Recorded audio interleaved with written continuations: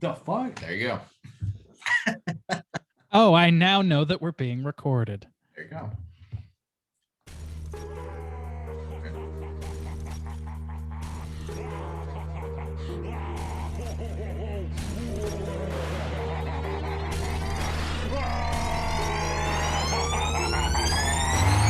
Yeah, we straight chillin', serial killing, pre-cold villains on the mic, got you reeling.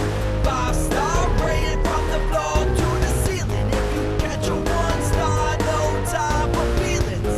Got a demon DJ on the ones and twos, by the name Beelzebub, so don't get confused. So grab a seat by the fire, roast them all over two, and prepare to hear the legend of the straight chillin' crew.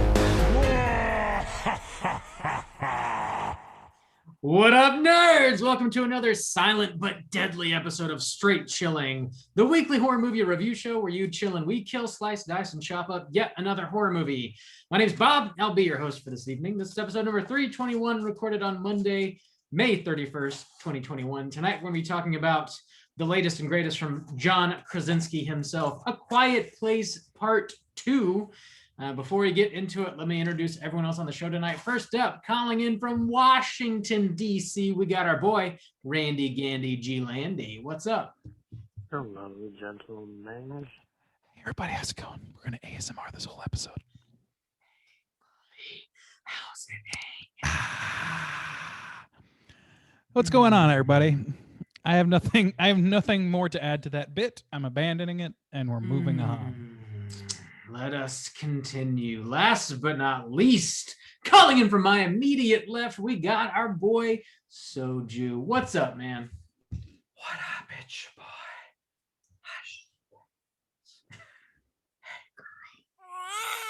Hey, You got to put that baby in a box, Soju. Come on.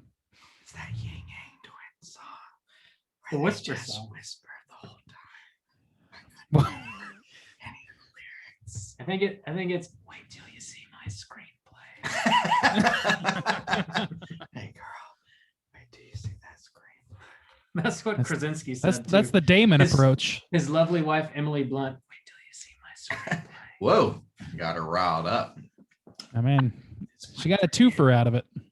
I wrote this one for you. It's called A Quiet Place. Do you get it? Wink, wink.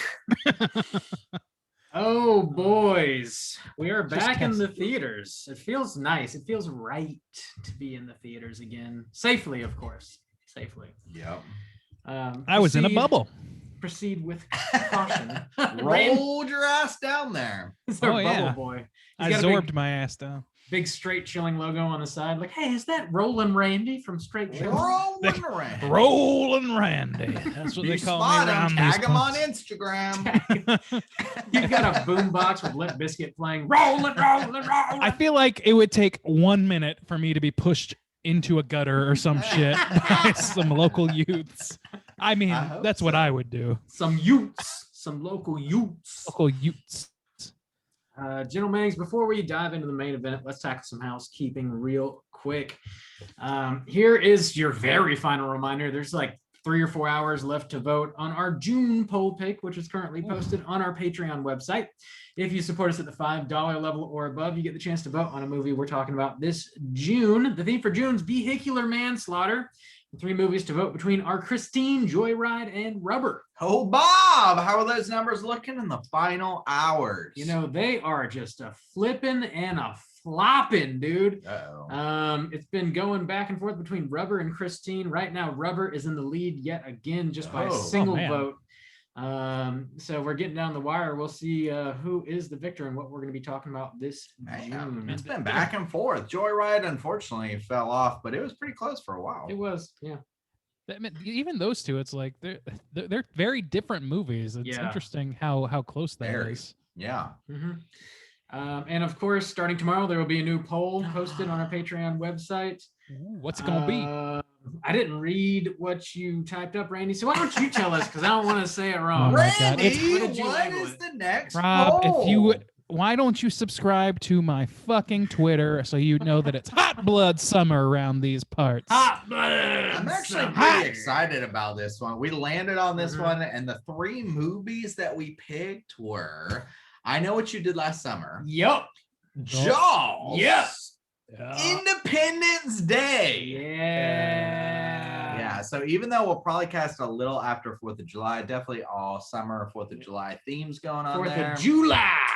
So, boys, spooky season is coming up. Speaking of 4th of July, Ooh, Starting time- July 5th. this is the last poll pick before spooky season officially kicks off here. at the Straight I Chilling can feel a Headquarters. cold wind blow. Oh, I love it. I love it. Oh yeah, I literally so- cannot. I might actually have a sunburn.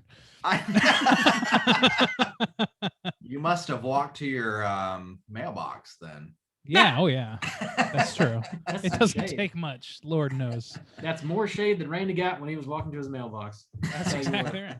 Tell you what. In other Patreon news, we have one brand new sexual Patreon supporter. We got to give mad shout Not outs. sexual. Wait, So wait, wait, Just wait. regular. Somebody subscribed to our sexual Patreon? Sexual Patreon. Does that mean I gotta post those nudes? Yeah. I don't want to get regulated over Your here. sunburnt ass needs to go right on to the. I can the finally World make Wide good Web. use of the butt plug I've been carrying for 6 months. God damn. Lord. Have you been carrying it? Welcome all new listeners. You gotta carry it to for this term, new Rob. film that's been released. Anyway, big thanks to Connor D for signing up and supporting us on Patreon. It really does mean a lot to us. Every dollar you guys contribute goes right back into the show. And as is tradition around these parts, we owe Connor the straight chilling salute. This one goes out to Connor. Slap my ass. Thanks, Connor. Thank you, Connor Big D. Appreciate it. Oh, Connor with the big D. That's all we got going on for Patreon. Juice, you got any YouTube, Twitch stuff? Dude, it's feast or famine over here at the Straight Chilling Headquarters YouTube. That's youtube.com/straight chilling podcast. So the first of the month happens to drop on a top 5 Tuesday, but I think we're going to postpone it maybe till Thursday because we also have a reactions video that we need to drop for Last Night in Soho. And that trailer actually dropped like last week. So I kind of want to get it out. Yeah. So this week you should get 2 new videos on YouTube. We are talking about the new Edgar Wright Last Night in Soho video trailer. That's going to be released in October, the actual film, but he dropped a new trailer last week. We were really curious about it, wanted to check it out. Seems interesting. So if you want to hear our thoughts about that, that's going to be on YouTube. Also, Top 5 Tuesday, which is a new top 5 list.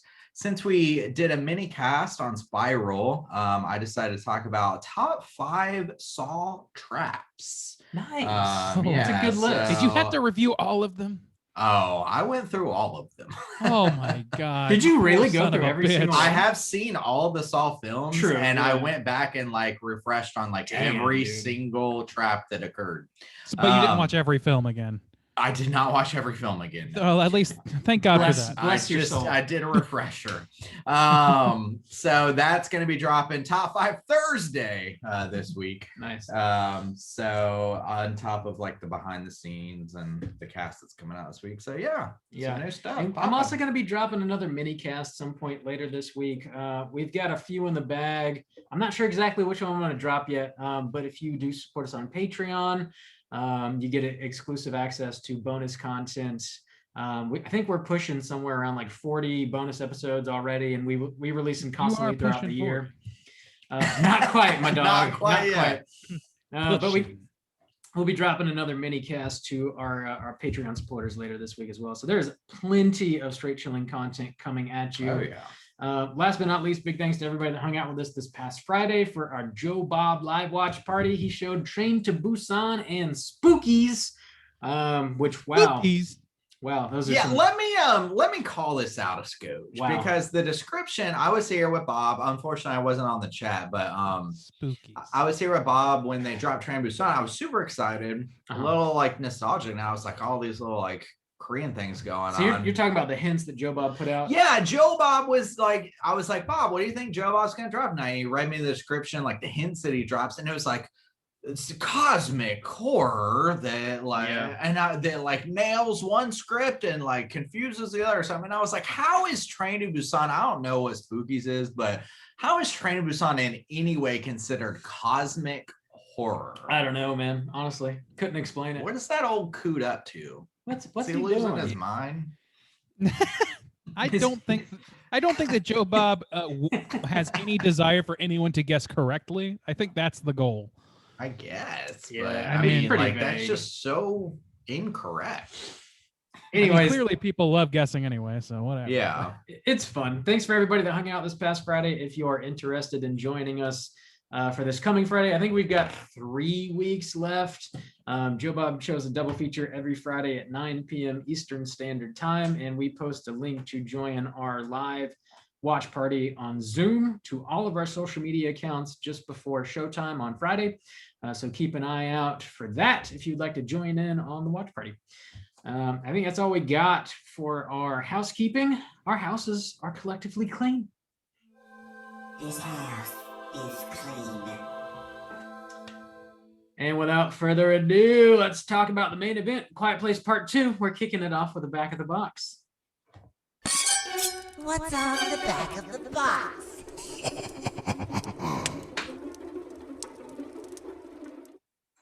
Right. Obviously, there's not a box yet, but you can pre-order the 4K online already if you want Jesus to, Christ. which is nuts. Yeah. The movie industry Thank is God. so fucking What about weird. the 8K? When's the 8K coming Dude, out? I don't know. They haven't started putting that in a disc yet. I'm sure it's a matter of When's time. the blue steel box coming? When it come? Quiet Place Part 2. This is written and directed by John Krasinski from The Office fame. This is PG-13 movie. I know we talk about PG-13 horror, sometimes good, sometimes not. I think it's interesting to keep that in mind here. I didn't throughout even this think conversation. about that. Yeah. A runtime of 1 hour and 37 minutes. Stars Emily Blunt, Millicent Simmons, Cillian Murphy, some other folks. Plot synopsis is as follows. Following the events at home, the Abbott family now face the terrors of the outside world. Forced to venture into the unknown, they realize the creature that hunt by sound are not the only threats lurking beyond the sand path. Gentlemen's brand new movie. I know this is our first time watching it. Would you recommend people check it out, Randy? Yeah, if you like the first one, I say definitely check this one out. It's right along the same vein. They do a good job of sort of recapturing some of what they got in the first one, in my opinion. And yeah, I think, and it's also like for PG-13 horror, this is about as good as it's going to get this year, I'm assuming. So there's not going to be a whole lot that that really hit that mark as well as being worth your time, unless you're looking for something a lot sillier than this, I would say. So I would say yes, generally. Sweet deal. Juice, what about you? Yeah, I would recommend too. Of the new horror that's come out, I would say if like you want to go see one of the theaters, go check this one out. I think it deserves that. It's not, I don't think it's necessary. Like it would still be a good watch if you watch it on streaming like later. Like I don't feel like the movie theater is absolutely required, like this big spectacle, but I had a lot of fun watching this in the theater. It was nice to get back to the theater, and I think this warrants like the trip out, to watch it if you feel comfortable getting out. So yeah, I would recommend people check this out in the theaters. Bob, what do you think? Oh, well. You have something to add, Randy?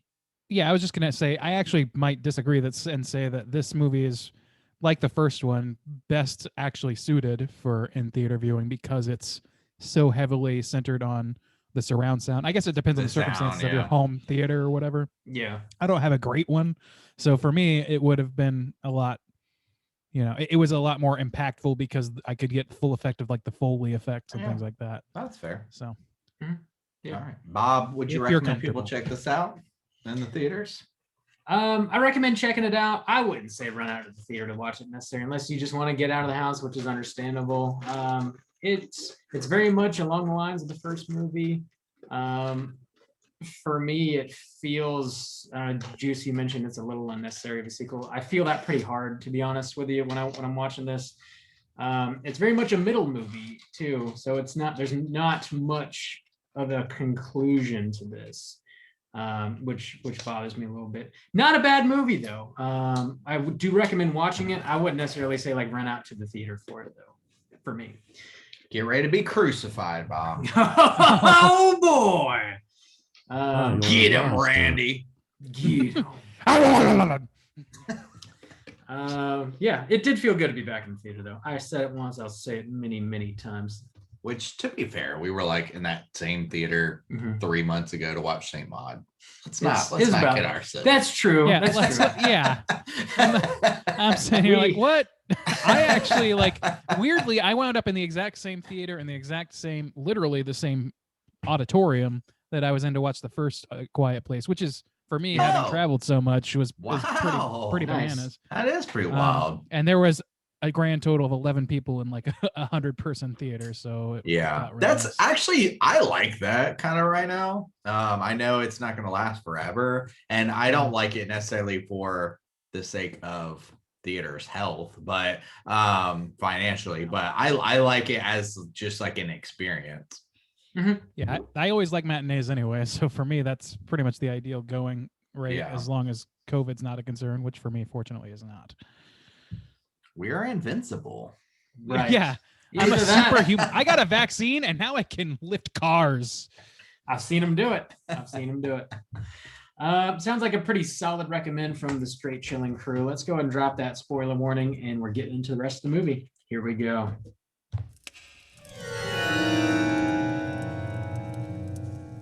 Spoiler warning.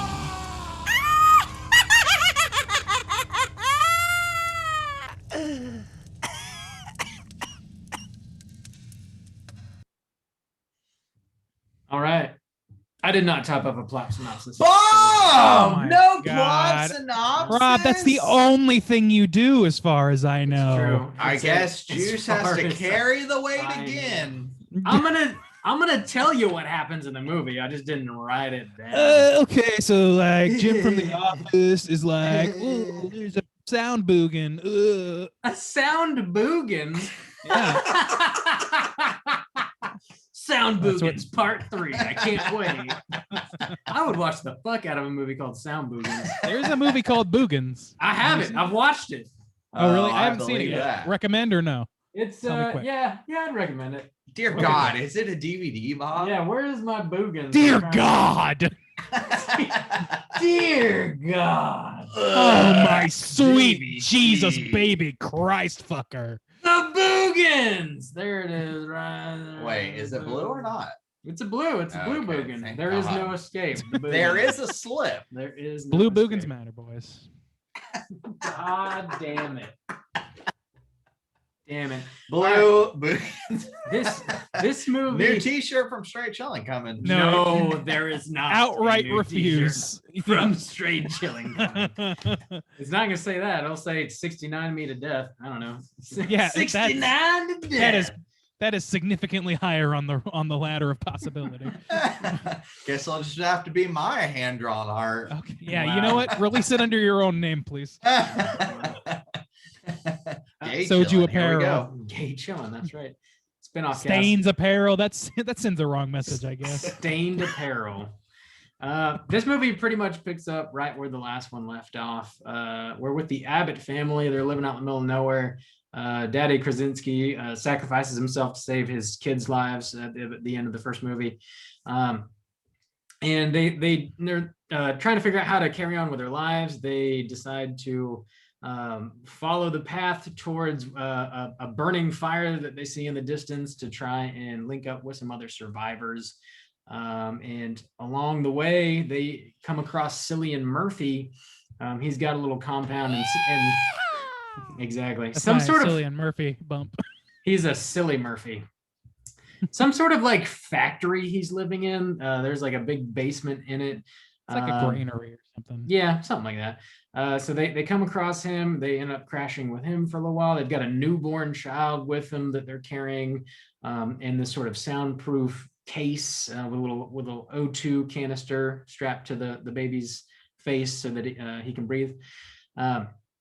the child, the little girl, decides that she's going to take off on her own. They come across this like radio message. It's this song playing that's like, you know, across the sea or whatever, and she figures out like, oh, it's a broadcast that someone's sending from a nearby island. So she's going to go try and reach the island and contact the survivors over there. So she takes off on her own. Cillian Murphy goes after her to try and stop her. He ends up teaming up with her, and they just carry on the adventure themselves. They end up grabbing a boat, reaching the island. The monsters end up also reaching the island and wreaking havoc. While that's going on, Mama Abbott strikes out. She goes to the pharmacy to get more medicine for her children. The little son Abbott leaves the baby behind. Monster gets in, and just in the nick of time, little girl Abbott on the island broadcasts this very high-pitched noise by way of her hearing aid, which the monsters cannot handle, and it ends up saving both her and Cillian Murphy's lives, and also, unbeknownst to her, the lives of her mother and brother that are still on the mainland. And that's sort of where the credits roll. The family is separated, but also everybody is still alive at the end of it. That's about it. Let's dive into it. There you go. Let's dissect this Dive in. biatch. Let's Damn. dive in. I made the huge mistake of not Huge. watching the first Huge movie mistake. again, and also not even listening like to our cast on the first film to kind of get a refresher. So I'm going back. I was going back now to see what was I hoping rated you would it. bring the info on that, actually. Well, actually, no, Yep, I was scores. kind of surprised. In my head, I thought I rated this a 4. It seems like the scores for the first one were 3 for Bob, 3 for Randy, 3.5 from me. And then we had a guess. I think I'm trying to track it down now. It's so hard to see it on my phone. It might have been Brad with a I think it 4 was Brad. star. Yeah. So Brad with a 4, which is what I thought I rated it. In my head, this is like the first film. It's kind of like a 4-star film. I feel like that's one that I might tweak, even though I haven't seen it again. So Mhm. I really do think that was a mistake on my part. I should have watched this again. Did you guys watch it again? Yeah, I revisited it. I did not. Yeah, we fucked up, Randy. I didn't. The thing is, like, I kind of had a thing with this movie. The original, to me, I remember being pretty hard on it, and I feel like that now. Like, I feel like maybe I was harder on that movie than I needed to be. Yeah, I remember that. And you know, I was kind of wary of that, but I should have rewatched the movie and refreshed myself that way, and just had gone in fresh. But I was going in with that baggage with this one, so I kind of had a little bit of a journey with this movie, where it was not. I wasn't as down on it as I would expect to be based on my general like feeling about the first movie, and so that gives me sort of some pause about what I rated it originally. So I don't Yeah. know. All I right. don't- So the overall, I think the overall rating was like 3.38, like close to a 3.5 for the first Pretty good. film. Seems low to me. Yeah, in my memory, I feel like I rated it higher than a 3, but that's Yeah, me fine. too. Like I feel like I put it around a 4, Mm. but I It was didn't. Brad, by the way, confirmed. Okay, thank you, Yeah. Randy. Yeah, it's hard for me to like Nice. scroll across on this little No, I get it. form. Yeah. The original was super interesting in the fact that it was like Krasinski sort of breaking out into a horror genre. You know, it's something that he hadn't really worked in before, and also like taking on the role of writer director. You know, it was his directorial debut as far as being a director. So it's It's clearly his baby. yeah, it's his thing, and Absolutely, one front to back. it very much feels like it was intended to be a one-shot, like self-contained story, but it made a lot of money. So I'm sure the studio was like, hey, we'll give you money to make a sequel if you want. Now, And like that's the reason this movie exists. To me, it feels that way. since Oh bringing yeah, it that's up, every sequel that's ever existed. Actually, well, yeah, there is That's not true. there is a like not a whole lot of trivia going on in this. So I figured I'll just like sprinkle it in Sure. throughout. But you are correct that Krasinski originally stated that he did not want to be involved in a sequel. But the producer convinced him to come over and pitch his ideas to the studio about 3 weeks later, they asked him to write the story with the idea that the directorial duties would be handed over to other filmmakers. Mm. And then Krasinski finally offered to come back as the director, jokingly suggesting that he was Jedi mind tricked into signing on to the sequel. So it wasn't his intention originally. I remember us talking about this around the first film, like of a sequel and stuff like that, and how it was like unnecessary when it got announced, because I feel like it got like announced super quick after that first one dropped. In my head that kind of sticks out. Yeah. And also too, Emily Blunt admitted that she was initially hesitant to join the project as she didn't feel that she could top the first movie. However, she was on board after she heard that John Krasinski's pitch for the bus scene. I guess, like, I don't know, they're married, right? Yeah, they are. Yeah. Pitching that in bed, huh, Jim? Yeah, no, they had a business meeting about it. Like, Yeah. what are you fucking talking about? So apparently that was what sold her, the bus. The bus scene is also like 3 seconds long. Yeah. The bus It was scene cool. really, I mean, it was kind of cool, but to me, that one really smacked of, this is a Universal Studios ride. It's not a ride, film. yeah. Yeah, that did Like- kind of, yeah. We're going in reverse now. It felt very much Reverse! like, yeah, it felt like they could definitely adapt that into Mhm. a ride. It felt that way to me. Yeah. So it was cool to see. I remember, like, from the first film, some of the problems I had with it. It was kind of cool to see this flashback a little bit, the origin of how it all kind of came about. We see that Jim, I'm gonna call him Jim. Yeah. We see Jim like go into a regular old store, which was in the first one where the kid gets a toy or whatever. But you know, he's buying some fruit, going to the old baseball game, and there's like Shanghai on there or something. They're On like, the well, what TV. happened? And they're like, oh, a bomb or something. They don't know that it's on the news, but It's they're not very showing signs, aliens actually, running weirdly around. enough.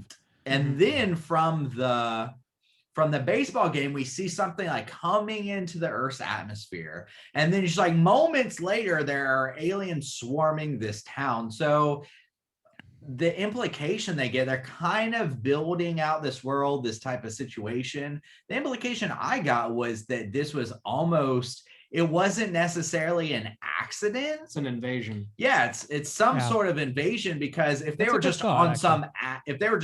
some asteroid and the asteroid crashed into Earth, Mhm. well, that would be isolated. That wouldn't be in Yeah. fucking Shanghai. So I mean, not necessarily though, because asteroids do break up in atmosphere. I So guess that's theoretically, that true. could happen. But to your point, actually, Yeah, that does make sense, because, like, on some level, because they are, they're going to centers where people are, and like with that in mind, like, to me, it doesn't hold water in the respect that if you're actually cognizantly going somewhere to invade it, you go to, and you're led by your sound, audio waves. yeah. You don't go to a small town in That's Alabama or whatever. fair. You That's might go to fair. fucking a major metro. You might go to New York. You might go. Yeah. And that invasion know. was like crazy quick. Like they see it falling in the atmosphere. It's not like it falls Yeah. like, across the pond or anything. It's like seemingly We way off. don't see a ship at all either. I'm Yeah, actually it's like just- getting flashes of what bothered me about the first movie, which is I think we're that is- gonna dive into that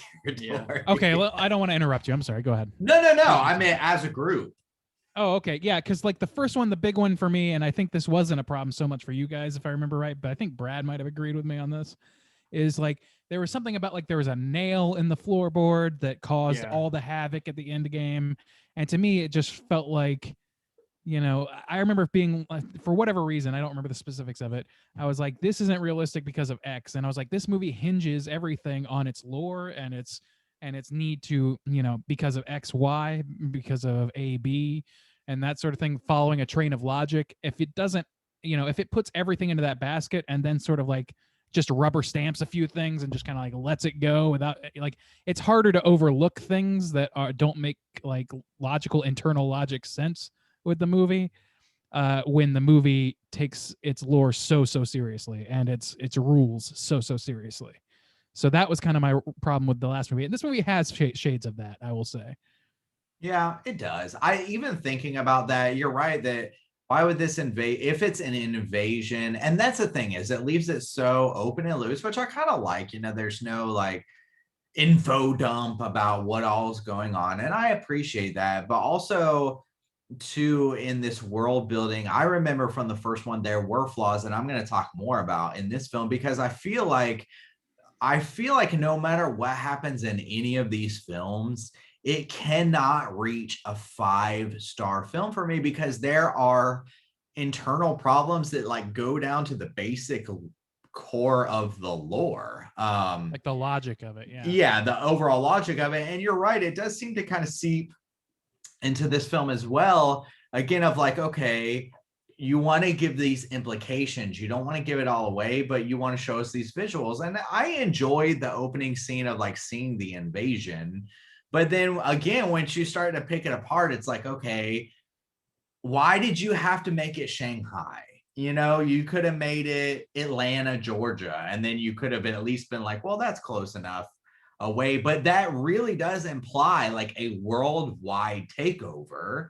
And if that's the case, you're right, then that's problematic. Why the fuck would they start in a small ass town in like the middle of nowhere? That doesn't make a lot of sense. You could explain it away, but you would be pontificating. Like the movie doesn't give you that, and that's by design in some respects. So it's kind of hard to knock it too hard for not giving you like all the inner, like, if that is the case, like this movie thrives on what you don't know. Like that's how it succeeds on any level. So I mean, to me, there's an argument against that as much as there is for it.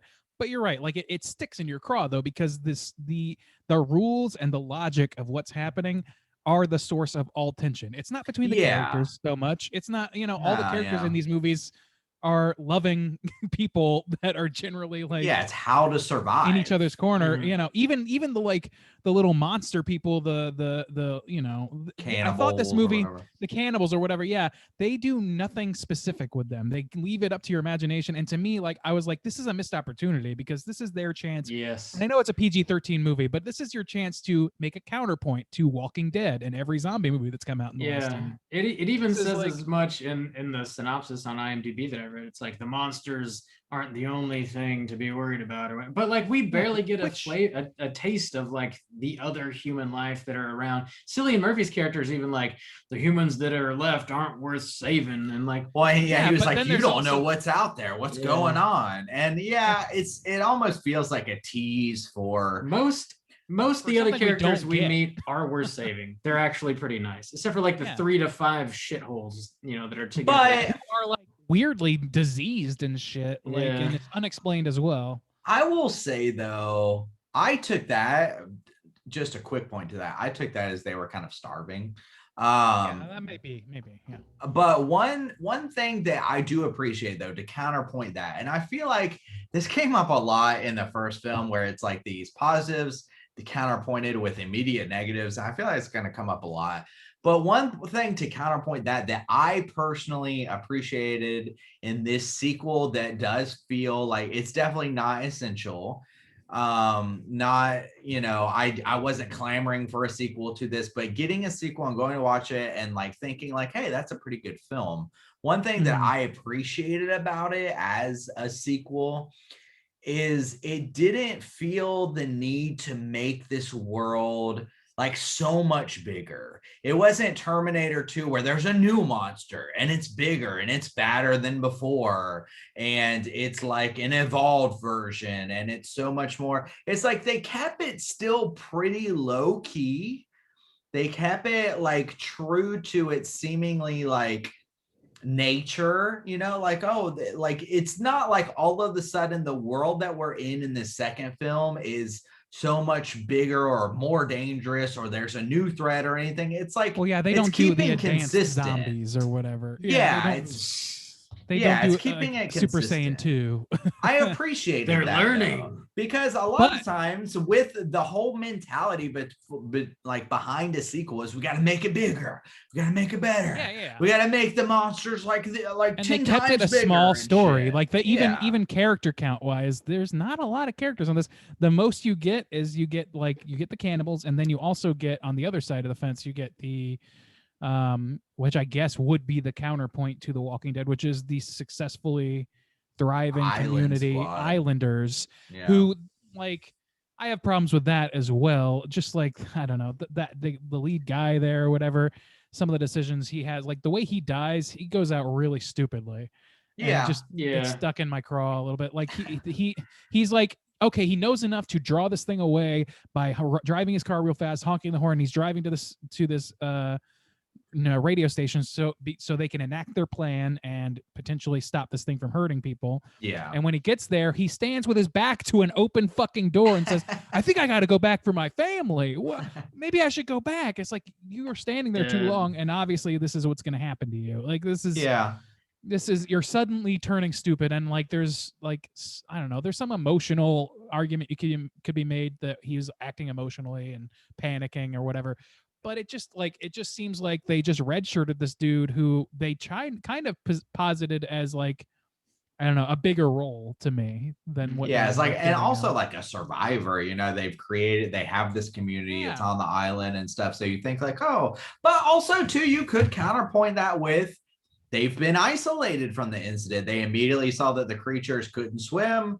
They made this community on the island. They haven't had to deal with it since. So then you could chalk the ignorance up to that. They haven't had to survive.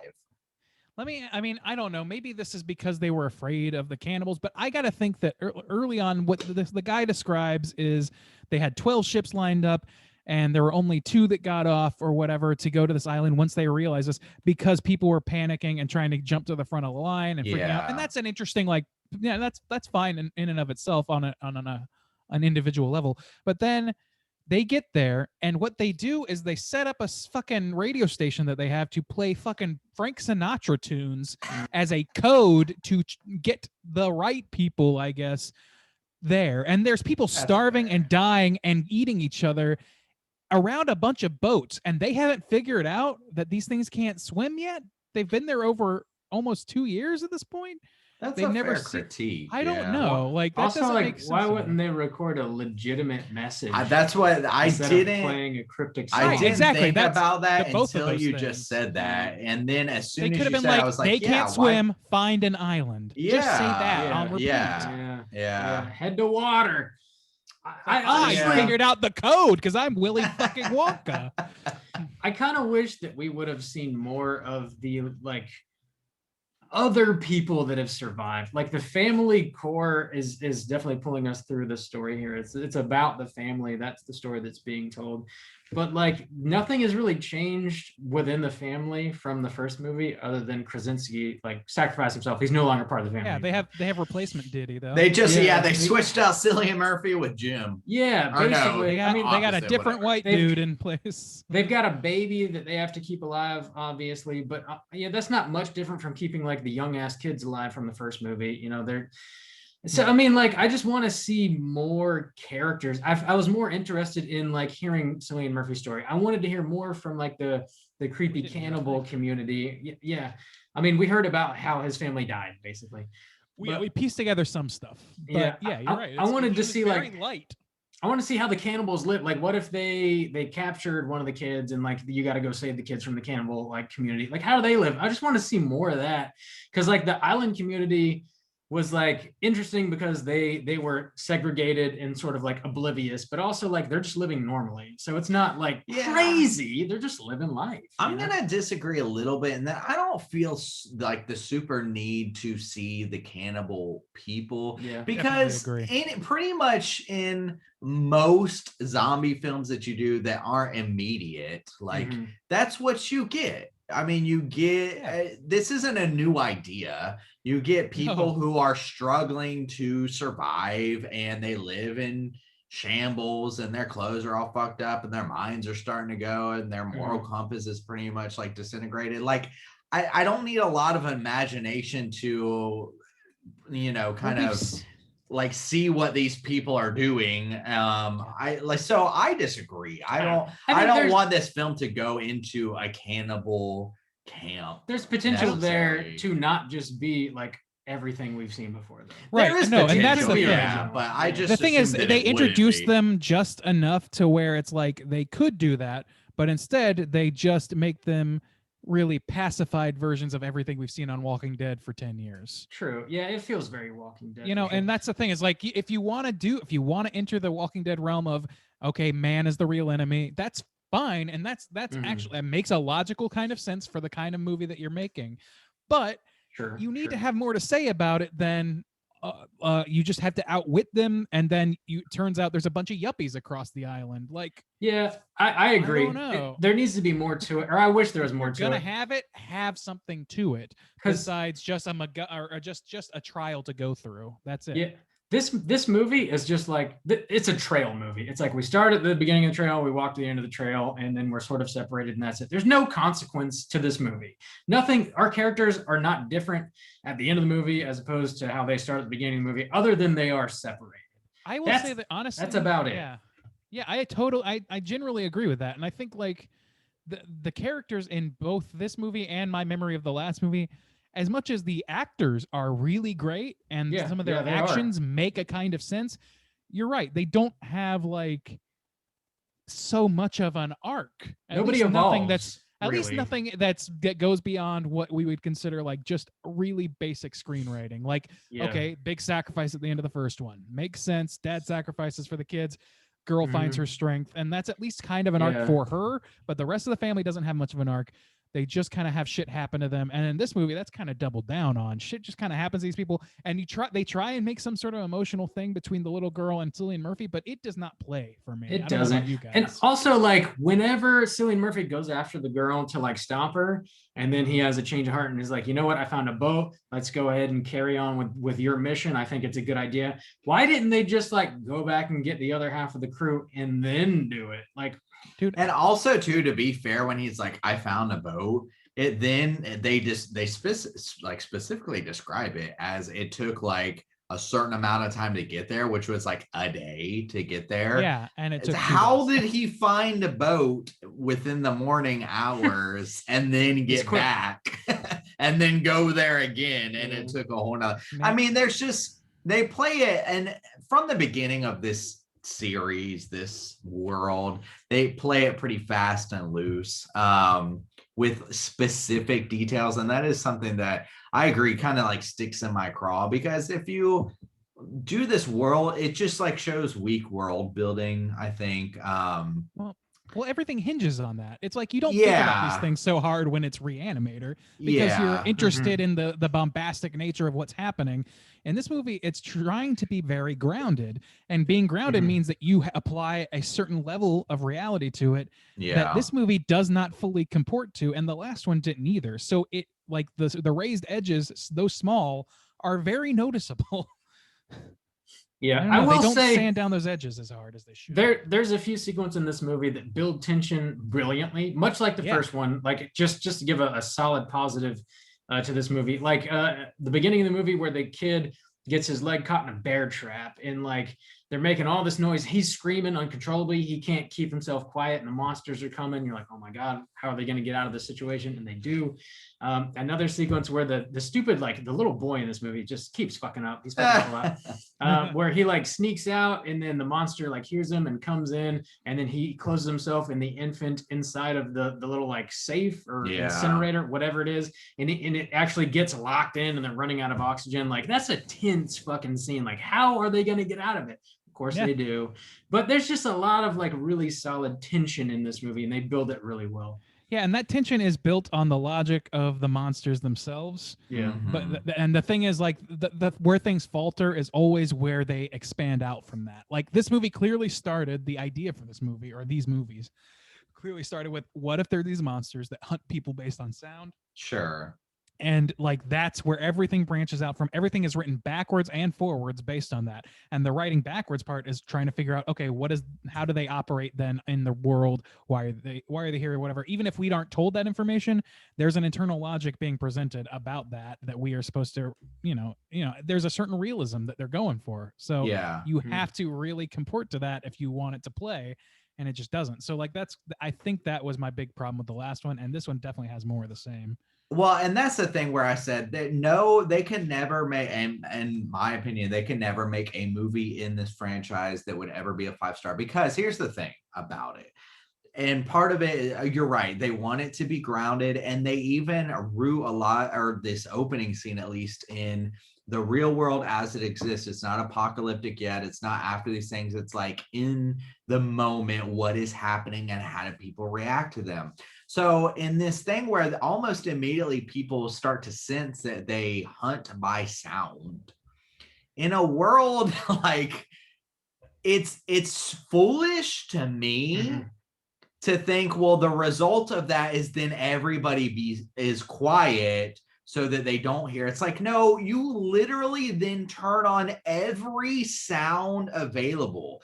You have cop sirens. They're at a baseball field, literally boom boxes. Literally, you don't try to mask sounds. If they can literally only hunt by sound, you turn on every sound that is available to confuse them. I see your point, but like there's a limit to that, to a certain point, because power doesn't always last, things like that, and people don't necessarily want to put themselves at risk by starting every fucking alarm in a station. Yeah, but I mean, you go to a stadium like headquarters or whatever, and that's not where the sound originates. It comes from speakers that are out in an actual stadium. So like, you're not really actually putting yourself at risk. It's like, I'm turning on the switch here, and like way out there in the stadium is where the sound is coming out. The monsters would eventually find the speakers and rip them to shreds. But one thing they're very fast. We're having this conversation after we watched the movie, and Juice made that point. And I thought that was a really smart point, and something that was illustrated in the original movie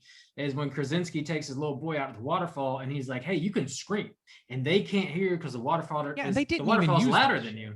And I was like, well, why not just like find a waterfall and build a house next to it? Yeah. Just live next to the waterfall and fish out of the stream. Like, there's food. Just Water's live there. not gonna stop falling. They went to the waterfall to get food. Well, and like, I think the problem I had is like, okay, yeah, they might find the speakers and rip them apart, but the implication that they give is that if sounds give enough back, like, okay, right now in society, there are literally weapons that we have based on sound that like people use on protesters and shit. Like the brown note. It's like, you couldn't, like the brown note. Like the brown note. The military couldn't organize. I don't know. It makes you suspend in a movie that's so desperate to like root itself. It's a very in easy real situation. Yeah, it's like, at the end of the day, you would not go quiet, or I would like my initial reaction. It's you're like, telling me that an audiologist in a bunker somewhere can't figure out that feedback causes a reaction? Exactly. And also, I'll do you one better. In this movie, in this particular movie, we find out that these things can't swim. So theoretically, fucking Hawaii is fine, and they should have been working on a fucking solution. Why aren't they flying over every city in America blaring like, this is Mars Attack shit? This is shit they figured out in fucking Mars Attacks. Right, just blare fucking feedback over every intercom you can from a fucking helicopter that they can't jump to. You got your solution.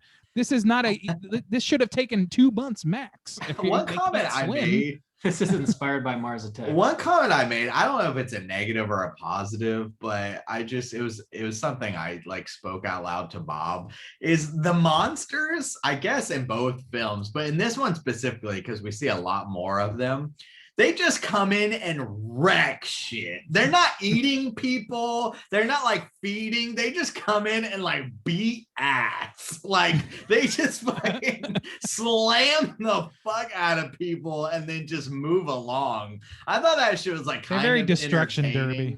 Yeah, it doesn't seem like they're feeding. They're not like, we're here for food. They literally come in and just beat ass. And then they're just trying to kill as many people as possible. It's like they're playing a video game and they're like, each person's another point. I found that pretty entertaining. No, that's true. I didn't really consider that, but yeah. They swing wildly and people just go fucking flying and they're fucking done. You got those long ass arms and they're swinging for the fucking fences. Fun.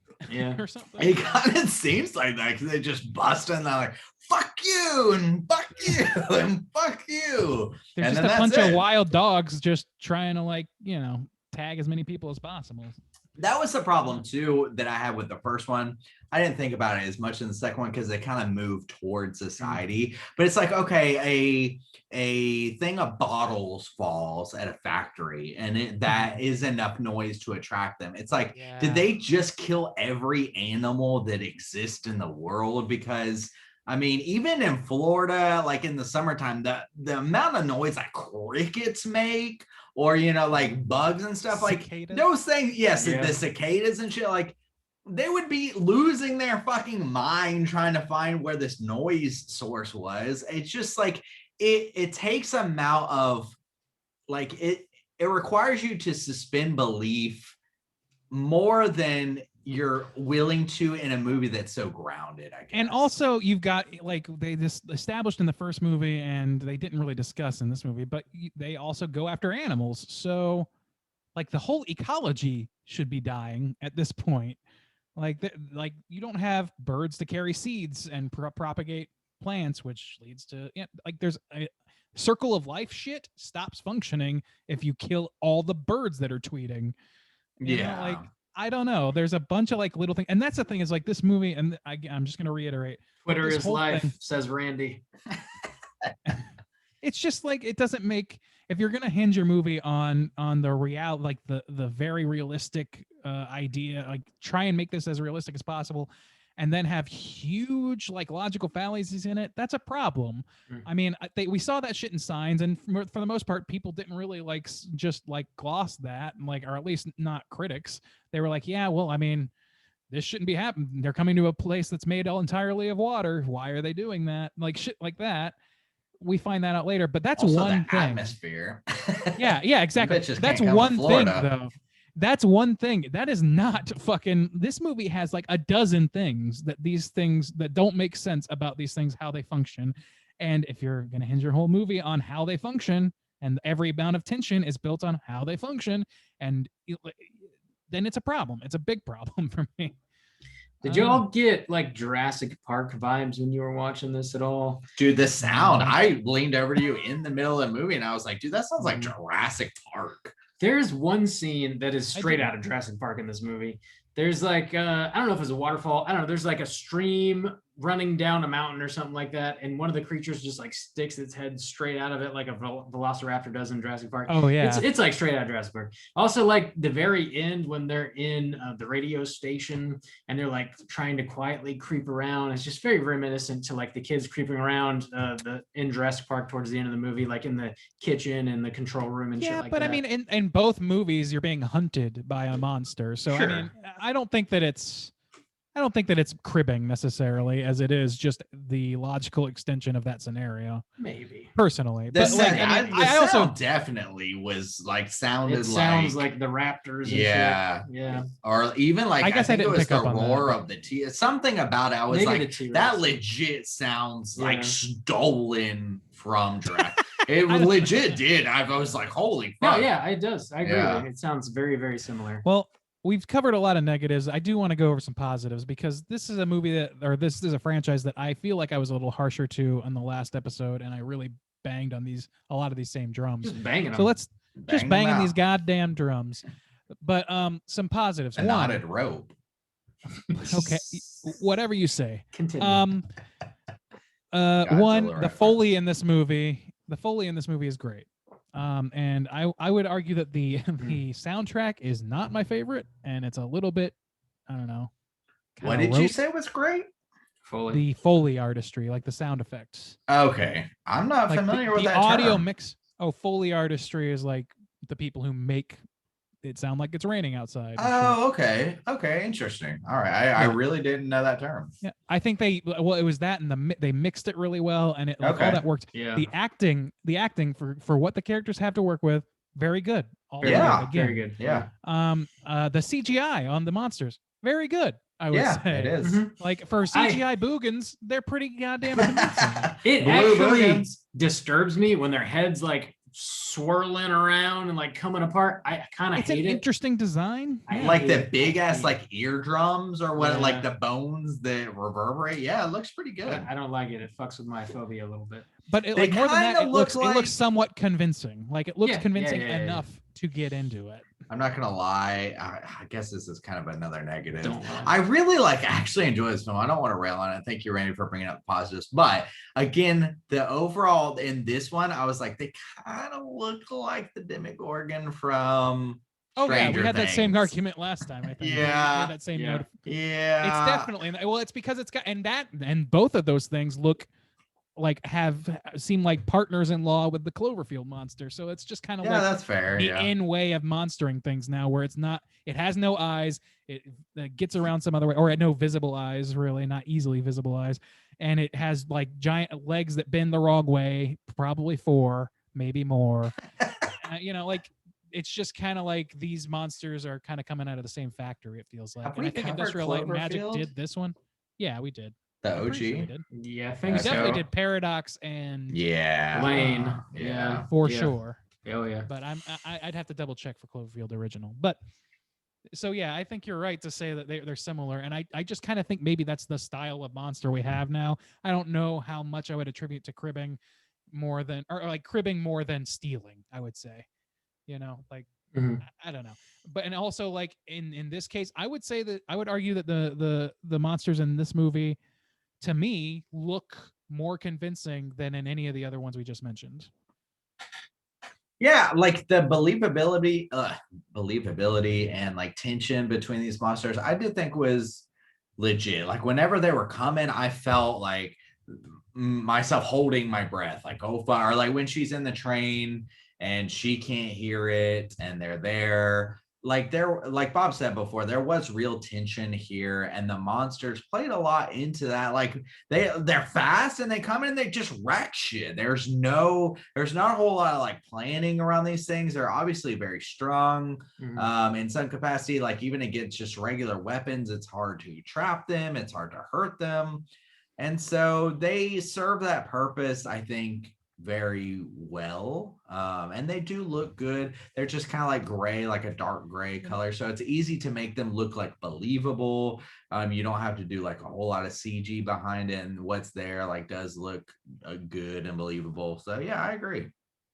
I also think like if you were to like Robert, I'm sorry, were you going to say something? I think I cut out. No. Finish your thought. I was going to say let's go and wrap it up, but go and finish your thought. Well, my thought was like if I was going to workshop this script, I was just thinking again about like the island community or whatever. If you're going to go that route, which I still maintain is like kind of breaks the whole concept on some level.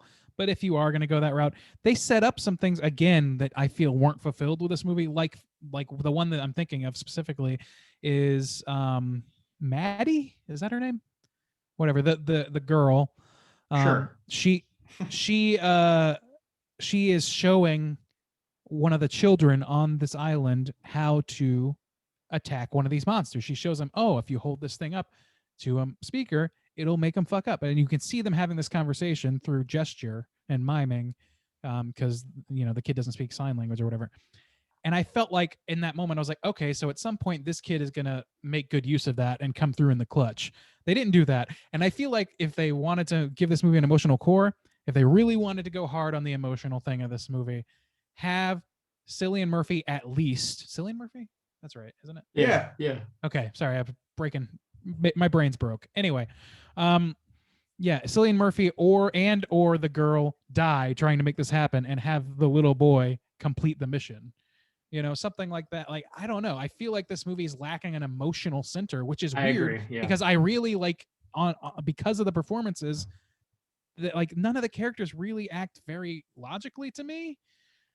Like the mom is like, you have to go out after my daughter. It's like, how are you going to convince this dude that doesn't even want you there to go out and put himself in danger to save your daughter? Like, I don't think that's gonna. I don't know. She's appealing to something that maybe she thinks is there, and maybe she finds, but yeah.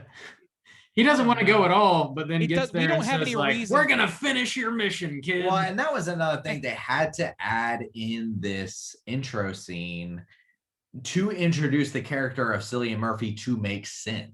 He had to be replacement, yeah. But I don't even think they were able to hammer that home. Like, yeah, he was at the baseball game, and then you can make implications through dialogue that he was closer to the family than we ever even see. But still, you do have to stretch that logic. And the other thing is like you're talking about a guy that makes all these decisions that are self-defeating in some ways, heroic decisions we find out, but like the whole interplay between him and the daughter or whatever, it just doesn't make sense to me because, like Rob's pointed out earlier, Cillian Murphy's character is not given a pathos beyond I'm sad my wife is dead. And I don't know, like I guess his role is moving from coward to hero, but I don't see him as being much of a coward as so much as a guy trying to survive things. I And it agree. just- And I think even that They don't give logic him much of a pathos. is little like a little flawed in just a realistic sense, I guess, because at first when they're first introduced him, he's like, you can't stay here, there's not enough food, there's not enough anything, blah blah blah. And so I'm thinking like he's taking care of his own family, but then it turns out like he's there alone and he's not taking care of anybody. And I would think anybody kind of in that realm, especially if they were a friend of the family, would be like, I need someone to attach myself to. Like, I'm not looking after my wife. I'm not looking after my own kids. Here's a wife again. Like, what are you just going to live in a granary alone eating the limited food that you have? Yeah, you might as well. Or, pull yeah, the like trigger on yourself. yeah. at this So point. what's your motivation right now? I don't know. Like, so that seemed a little. At first, I was like, okay, this dude's looking out for his own family. I get it. That makes sense. But it's like, no, he's there alone. What is he doing? I It's will a say, however, Scarecrow that origin story. That's what it is. I will say though that I give this movie credit for not doing and maybe it's because it's the Emily Blunt is John Krasinski's real life wife, and this was written with them as a couple, and he couldn't bear to do it or something. My But wife. A lesser movie, where a we're lesser going. film, especially a PG-13 horror film, would have shipped the two, her and Cillian Murphy, in some capacity, and would have tried to make a romantic connection, where this movie Mhm. doesn't rely on romanticism at all, which I Yeah. appreciate them not going that route. So I just want Yeah. to point that out as a positive as well. That's it. I think we need to land the old plane. land it. Let's do it. Let's rate this movie Alright. out of 5. Gentlemen, how do you feel? Juice, kick us off.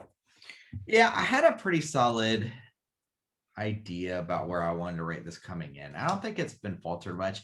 Man, it's weird because it feels so easy to kind of like hammer on these finer details that when you're critiquing a film seems so apparent. However, I will say that in the theater, I enjoyed this ride and I appreciated a lot of things about what this movie did. Again, like as a sequel that I feel like this isn't necessary. And yeah, I was like, I'm glad they didn't try to go bigger. I'm glad they didn't try to add this new, bigger, crazy monster. Like it really, they just replaced, they put Cillian Murphy in for the place of Jim. They kept it real low key. Yeah, they were split up and they had their own kind of things that they were dealing with, but it was really down to earth, grounded. They didn't make huge stretches in logic outside of what I have problems with just the whole world that they have built from the first movie even. So I hate to just like keep railing on this movie. It feels very easy to do for some reason, but I really did like watching this movie. I don't feel like it's necessary. It is easy to pick apart in some places, but the acting was good. I like the world and I like the monsters. I didn't need more from the cannibal people. I didn't necessarily need more from the island people. The things I think that we brought up today is like the cryptic song. There's no need for that. Yeah. The what else that we've brought up today that I didn't.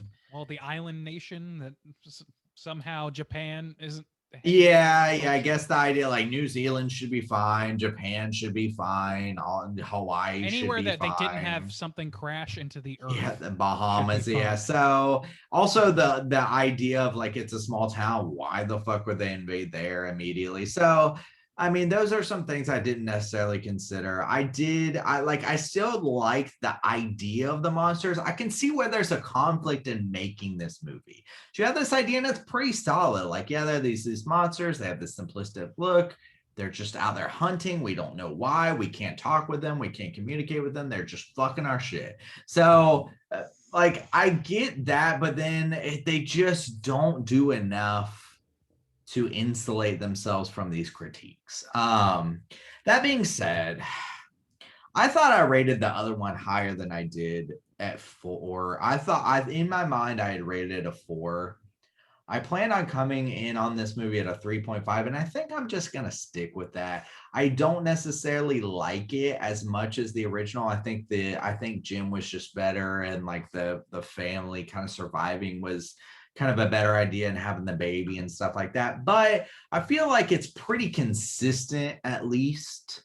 And so I'm going to rate it the same score. And so this one's going to come in at a 3.5 for me. Alrighty. Yeah, Bob, Yeah. out of 5. I don't think you like this one as much as me. I don't think I do either. It's not a bad movie. It's enjoyable. It's a fun little romp. The acting is what really saves the day here. There's not a whole lot of story. There's not a whole lot of character development. I think my biggest gripe with this is that it doesn't move the needle at all. The story doesn't really develop. Our characters are just like in slightly different places at the end of the movie, like physically. They're not like changed in any way, really. They haven't experienced anything that they haven't already experienced. It's just like it's like a road movie where nothing much happens, and it drives me nuts that that's the case, because this was a money grab type movie. So I don't know, man. It just didn't really need to be made, but at the same time, it's not like that offensive. It's just fine. It's a middle movie. They're going to make another one. The story's not over. And that drives me nuts. It's like, this is a bridge. We made a bridge movie. Fuck Empire Strikes Back. Right. It's the worst one of the whole franchise, no doubt. You're a monster. I don't know. I just feel that it's like, I don't know. This will get us to the third one at least. Like it's a little icky to me. I definitely like it less than the original. There's way more emotional heart in the original movie. The characters do have some mad character development, and you just feel the relationships way more. It's just, you know, it was meant to be a self-contained story, and I just really feel that here pretty hard. With that said, I'm going to give this a 2.5. It's fine. It's well made. It's well crafted. The acting, again, saves the day. Randy, how you feel out of 5? Yeah, so similar to Juice, I kind of feel a little bit of regret about my previous score, which I think you said Soju is a 3. Yeah, you gave it a 3. Bobby gave it a 3. I gave it a 3.5. Brad gave it a 4. Like similarly, but opposite to you, I feel like maybe if I was to look back, I would have put it more to 3.5. Because these movies are effective, are effectively moving the tension needle for me. Like they, at least in the moment to moment sense, not in the overall lore sense, which this movie unfortunately hinges a lot on, and that's where things really start to fall apart for me. And is in thinking about it. But in the experience of watching it, I do get like, oh shit, I jumped a couple times. This movie does depend on jump scares. It doesn't depend on a lot of gore because it is PG-13. So I mean, and you know, I don't know. I think one thing that I wanted to touch on is this, which is I don't want to be too harsh on this movie also, because you know, I spend so much time, like I've spent so much time that we've talked together railing on the idea of, you know, a remake or an adaptation of a thing or a remake or a reboot or a fucking sequel part 10. And, you know, this is a sequel. And like Rob said, in some respects, it's a cash grab. But at the same time, this is a successful original property. It's only in its second incarnation rather than its egregious 10th or something. It is successful and it is touching a nerve with people, and it's PG-13, which makes it accessible to a whole group of kids who otherwise only get shit like Truth or Dare. So on that level of like the industry level, this movie is not unique in and of itself. It's pretty conventional, I would say, in a lot of ways.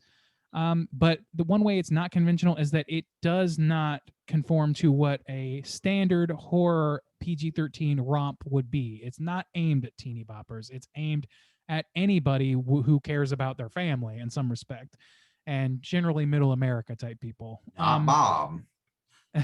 Yeah, totally. No, Nailed like it. that's the primary audience. This is a movie that takes itself seriously and as much as this one in particular can be seen as a cash grab. I don't think that the franchise as a whole is. And it's tough for me to, on one side of my mouth, be saying like, why can't there be more original movies? And then shit, directly in the mouth of this one franchise. Of John Some- Krasinski. Some people kind of like that, Randy. So, I mean, Yeah, okay, well, I don't. So from my That's some perspective, people's thing. I don't Randy. want to. I don't want to do that. I don't want to be a part of making Online this Kings, movie let us pay. know. Is that your I thing? want this movie to succeed. I want movies like this to continue to be made. And even if it doesn't comport to my specifications of what qualifies a great movie, I am glad that this movie exists, and I'm glad that the Yeah. previous movie exists. So I agree. I agree. I wanted to put that out there. All that said, because I was kind of harsher on the last one than on this one, I'm going to be a little bit kinder this time around than I would have been otherwise. Yeah. So with that in mind, I'm going to give it a 3.5. In my heart, I would say this is a 3 and the previous was a 3.5, but they're swapped, palette swapped, and we'll I feel that, yeah. we'll deal with the fallout of that some other day. The fallout. The fallout. Get him, boys. With Randy's 3.5, that's going to put our aggregate at a 3.16. Let's Still jump over- lower than the first one, though. True. Yeah. As So it that's should be. fair. Yeah. I Let's think jump that's over into our Rotten Tomatoes segment, see what the critics and users think about A Quiet Place Part 2. Certified fresh to death. All right, ladies and germs. We are entering the Rotten Tomatoes segment of this program, in which I'm going to give these two gentlemen the chance to guess what the aggregate scores are for this film on RottenTomatoes.com, both the critic score and the user score. We're going to start with the critics, as we always do. And I think we're going to start with Soju today on the critics. There are 219 reviews total. All right. That's a good sample size. Yeah, it's not a bad sample size, and it's a fairly new movie, so I imagine this is going to be a number that fluctuates maybe by tomorrow. So sorry if it changes, but I feel like the involvement of Emily Blunt, Emily Blunt, Cillian Emily Blunt, Cillian Murphy, and fucking Jim. I think the critics are maybe going to lean more favorable because of that. I don't know why. I just have that. I don't know. I think they would just be kinder to them. I think it's going to be positive. I think it's going to be too high, higher than I think, but not egregiously. I'm feeling an 82. 82. All right. 82 from Soju. Bob, how are you feeling? I am of the same mind. I feel like it's going to be like way too high, like pretty damn high. I'm going to go with an 85. 85. All right. Well, both of you guys had the right impulse because this is a 91%. Jesus, that's 91. way too high. Bob, you get a hell skeet. Hell, Skeet. Yep, 91%. The critics' consensus is a nerve-wracking continuation of its predecessor. A Quiet Place 2 expands on the terrifying world of the franchise without losing track of its heart. And I would disagree. 91 is so high. Yeah. Wow. 91, man. I saw that and I was like, fucking really? Like, am I still so jaded? I feel like for the next year we're gonna be in this realm of nobody has Hey, it's a gone to the movie. theater. Yeah. Yeah, it's a movie that's out. We Thank love God. it. 90%. Hey, it's a movie. Maybe. I will It's a say, movie. I will say to that end, I kind of had that reaction. I had to bring myself down a little bit. I was like, wow, this is great. And I was like, man, it's great to hear the Foley and the surround sound. I feel totally immersed. And I was like, Mhm. okay, I can't let that influence this as being better because I'm in a better viewing experience. How have can't you been do doing that. this for 7 years and I've literally never heard the term Foley before? I don't know, because we've said it Really? like a lot. Yeah, I think so. Yeah. Just on my phone. Just on my phone. Just on my phone, bro. Makes bleeps and bloops, but the Foley artist Wake me makes up them when up. we're talking about the Yabos, bro. Yeah. All right. Made me sound like Corey Taylor over here. Let's go with the audience score now. There are 2,500 plus verified ratings. Let's start with Bob this time. Bob, what do you think these audience scores are going to be? Hi, my name is Corey Taylor, and I give half star for the Yabos. I think it's gonna be high as shit too, man. Again, damn, 91. Probably not as high as the critics. I'm gonna go with an 87%. 87%. Okay. Hmm. All right. Soju, where you at with this one? I do not want Bob to get a hell ski sweep. I know you don't. Lord And knows we all. are I aware. think I don't know. I think the audience. I think it's gonna be high, but I'm gonna take the bottom end. So I'm gonna $1 down and take my boys, the Project 86. Never let me okay. down. Never once did. All right. Well, Never. Soju, it looks like you owe somebody something or other because this They is let a me down. 94%. Oh, Holy it's shit. just a Oh, movie. Bob. That's why. Yes, It's like Bob. there's gonna be this Yes. time period of this. Yes. Yes, Bob. Bob, Yes. that's a hell skeet sweep. Hell yeah. There you go. Damn.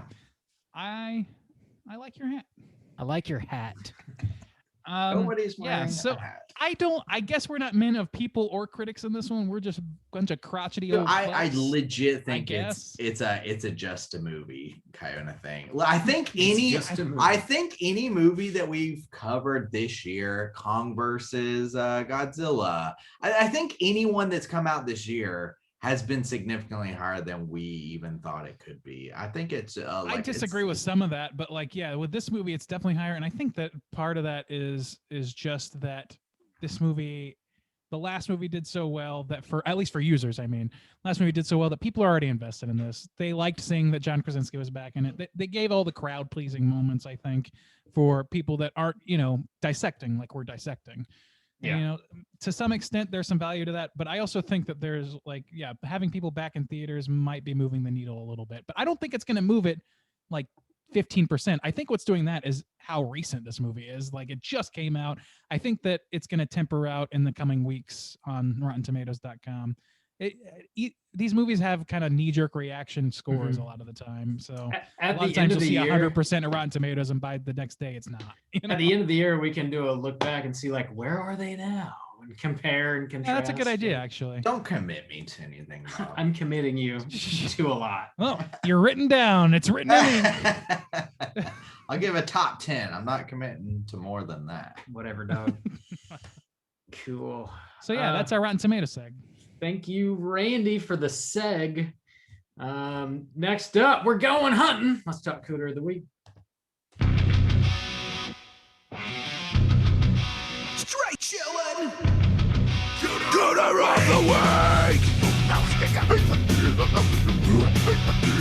the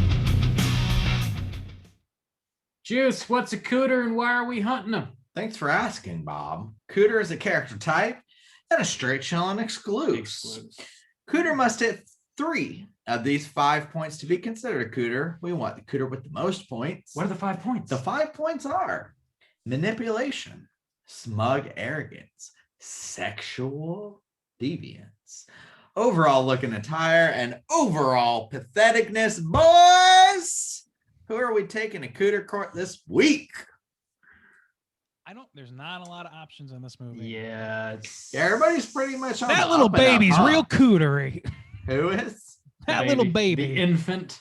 Yes. Stealing all the oxygen. God, just so The- smug about The it. only guess I have, and this is we barely see any of them, is like the Cannibal Squad, because they're like trying to like abduct presumptive the little cooters. girl to eat, I guess. It or- seems or- a little sexual. It does at seem a little times, sexual, yeah. doesn't it? They like kind of strip her over some Well, of they her clothes. they take off like all of her gear, but they don't strip her nude. True. or Well, anything like sure, that. yeah. I mean, she's like 15. Well, no, God, yeah, I mean like- logically from a movie making Yeah. perspective, obvious reasons why, but PG also like 13. Yeah. like these are more monsters than men at this point. They're all like scabied up and all this shit, and they're really doing their Mhm. work to make them look like inhuman. But they still just that's the worst thing they do is they take off the lady's clothes and they tie up the dude, and then the only people that get hurt in that fucking scenario are them. I like one that dude gets scene, his though. leg stabbed out. It I worked liked out where really- he was like, "Fuck you guys! I'm gonna make these bells a jangle." jangling, superfluous. superfluous. About to get my Um, jangle on. Damn. He's just sitting there and he's like, and brings all the He's just scooters to the sitting yard. there. Also, I was very confused by that scene. We didn't really talk about the scene like in a critique standpoint, but the girl just tightened the knot around his neck. I was like, just reach up and loosen the knot. Dude, yeah. He also was holding the biggest fucking knife in the world as he's choking in the water. And I'm like, I Cut understand that shit. maybe you're getting jerked around a little bit, but you've got just cut it back here or something. Getting jerked around a little bit. Just a little bit. Just- He's probably just afraid of making noise, is what I gather. And then at a certain point, he's like, "Fuck it, I'm making some noise," you know. Well, you're drowning. Yeah. You're Well, fucking drowning. I mean, before he was drowning. Before that. He was Well, okay, making noise. sure. But yeah, the drowning thing, when he's underwater in particular, he's just like, Mm. he's struggling with this thing while a knife is in this hand. He's just, Oh yeah, trying yeah, to yeah, pull yeah, us yeah. down, and Yeah, I'm he like, should have cut cut it off. the Yeah, fucking rope. Yeah. Yeah, let the bodies hit the floor. You know what I'm saying? Let the bodies hit the floor. I don't think there's enough evidence to convict these purported cooters as much of anything. I don't think so either, man. Yeah. That's the only guess I have, really. You know, I don't. There's might be not cool. a You would whole have lot to- of characters in this. We would have to speculate everything about that. True. really. What about Cillian Murphy? What about old silly Murph? No, I mean, Yeah, he's got yeah. his dead wife. That's kind of weird. how did he bury that, bitch? Why don't you bury her, you fucking creep? I don't know.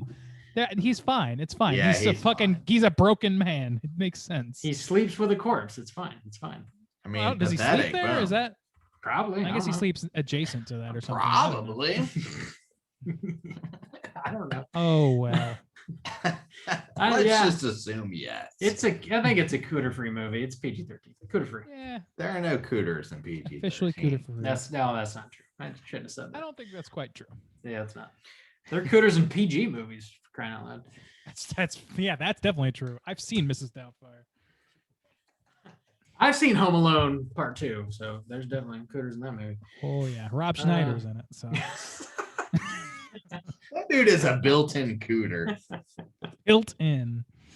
You build them in. Like cabinets. Yes. That's it. Just exact. Rob Schneider is exactly like a cabinet. Exactly like a fucking cabinet. All right. Got so yeah, many angles, it's almost just a curve. Almost. true.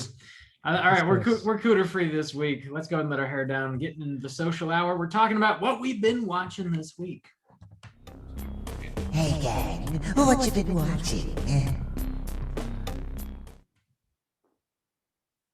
Randy, what Hi. you been watching?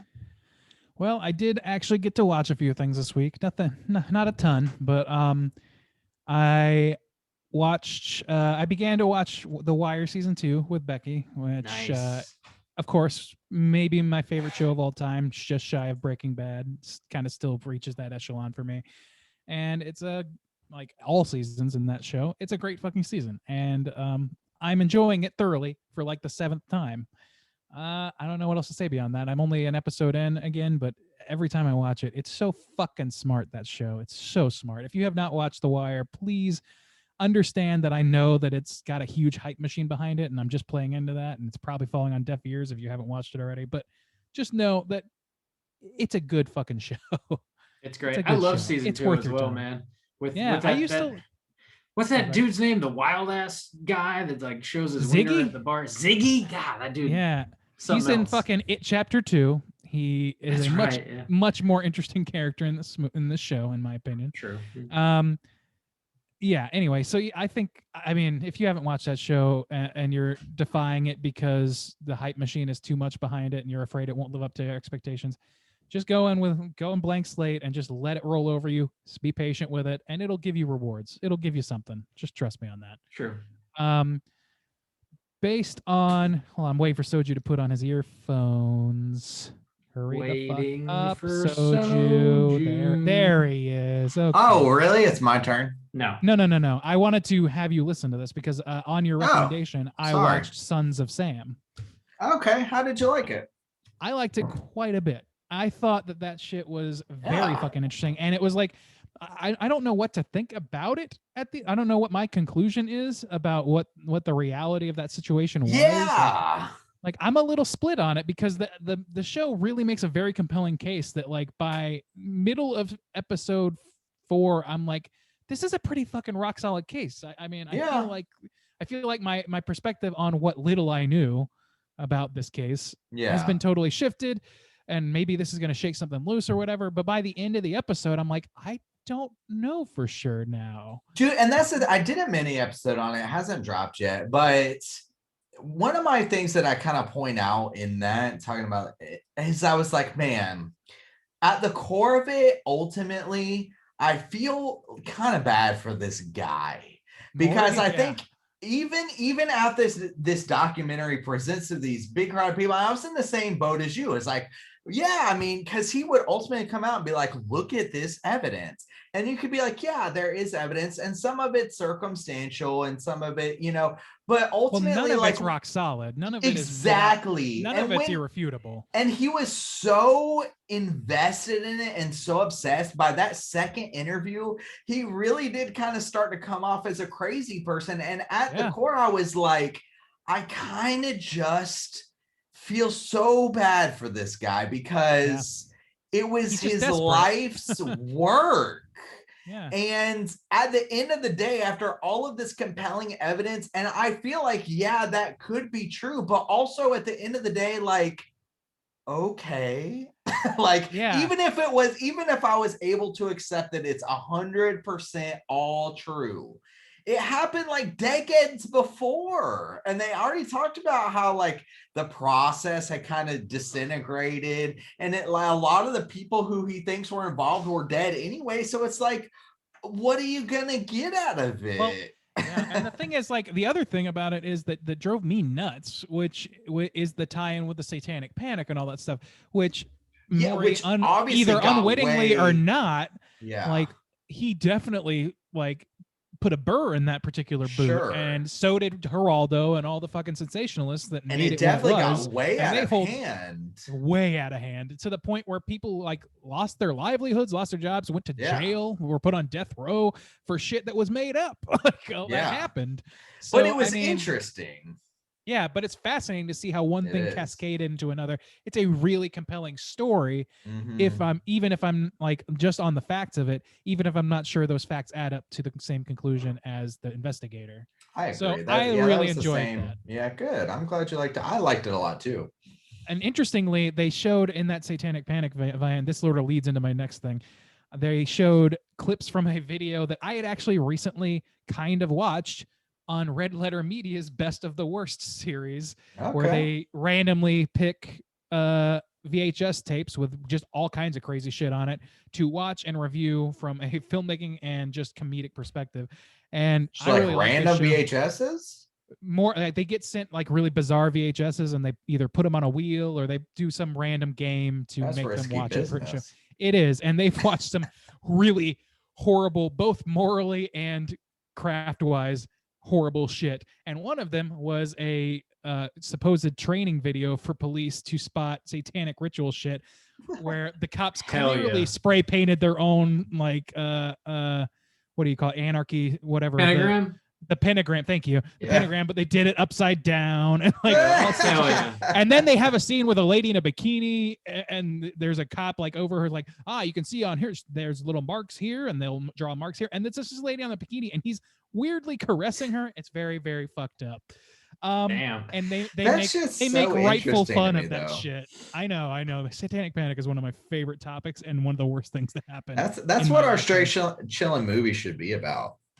Santanic Panic? Yeah, Santana. Can't get enough Santana. So smooth. All right. No, that's the devil's music. Can't listen to that. That's what it should be about, I think. We're working on it. Just to be a little quicker here, the last thing on my list is a movie called The Stepfather. Who's seen The Stepfather? Anybody? No. I don't think so. So The Stepfather is one that I had is on the fringes of my awareness. I didn't know much about it except that it starred Terry O'Quinn as the titular stepfather, who is John Locke for Lost fans. And it's like I want to say early 90s, late 80s or whatever. And as I understood it, it had a relatively decent reputation. It wasn't known as schlocky necessarily, even though it kind of sounds like a schlocky B movie. I watched that and I enjoyed the hell out of it. I thought it was like it wasn't as schlocky as it could have been. It played it straight, and it was pretty conventional movie. Like the plot points of this are pretty expected for the most part, but it goes hard, and I give it some credit for actually making the idea. It's like every person with a stepfather, it's their nightmare. It's essentially what it is, and it works really well. And Terry O'Quinn is a fucking damn fine actor. He does a great job in that role. I started watching the second one. I have not finished it yet, but I will come back with Is that information. for their about that. cannibals? I don't want to do spoiler warnings, but There's no, that's the movie Parents with Randy. yes, Quaid you're thinking of. yeah, Which is fantastic. that movie's It's nuts. bizarre. Yeah. No, this one is a lot more conventional than that. Okay. This one is like the most heightened Lifetime movie you will ever see. Is essentially Well, how I would frame it. Sign me up. Yeah, I think it's worth a watch. I would recommend it. That's my watching. Sweet. Juice, what you been watching? I feel like I've been watching a lot of things. Let me see if I can recall them. One thing I definitely watched was the second season of Love, Death, and Robots. I've talked about that first season a lot on this. I tried to show Bob one the other day, but I finally dived into the second season. It's shorter. And so with anthology series, when they're shorter, then, you know, the individual segments carry a lot more weight. You know, if they're not good or they're mediocre, then you're like, I definitely think the second season is not as good, but there were some cool ones in there. Of course, you know, it's a mixed bag. Some of it's tough because some of it, there was like the opening segment. I don't know why they do this. The opening segment was kind of a little more like comedy based, and actually it was like a pretty decent little story, but the animation was just like so wonky for me that it kind of bothered me. And they opened with that one, and I think they did that one on the last one too, or they rearranged the order where it was more kind of like comedy based to start it out.